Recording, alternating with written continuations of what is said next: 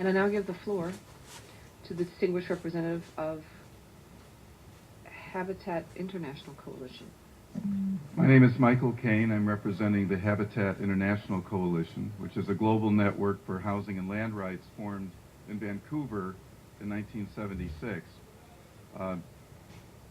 We're looking at this issue from the perspective of gross violations of human rights and mass forced evictions that have been accelerating around the globe since Habitat 2.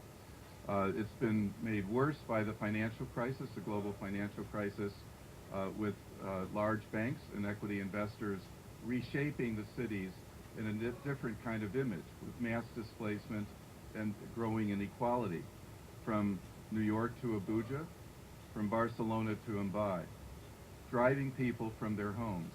And it's related to the driving, the displacement in rural areas by large corporations and investors in countries like Colombia, buying up land and forcing people out of their homes.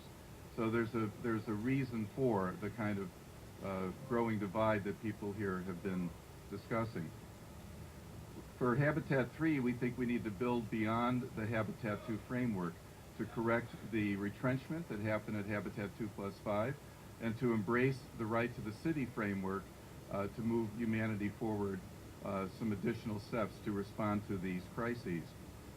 We think that there should be a new habitat agenda, not a new urban agenda, one that recognizes that urbanization is not inevitable in the form that it has taken in the last 20, 30 years, and that respects the metabolism between the physical environment and rural and urban areas, and sees the continuum of human experience in that way and manages it for people's benefit, and with basic principles: development that is sustainable, inclusive, people-centered, that involves democratic values, and justice and equality and gender equity as well.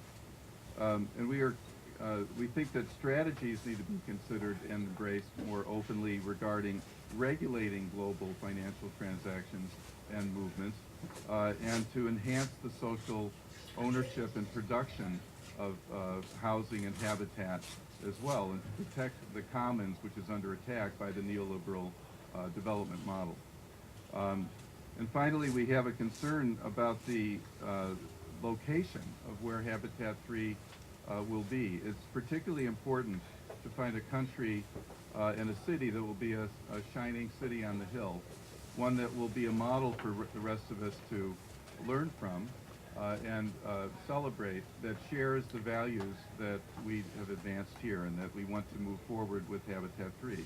And that means not picking a country where there are plans to displace 250 million people in the next 12 years, the largest displacement in human history, and where it would not be possible to have an open civil society participation that would allow social movements in civil society to express their views both inside and outside the formal conference location. As occurred in Istanbul, the dialogue advanced both inside and outside the formal conference. That was appropriate and helped to move forward the framework of human rights, housing rights in that conference. And so we think we need to look at Habitat 3 from the same perspective and make sure that we're picking a location that allows that framework to advance further. Thank you.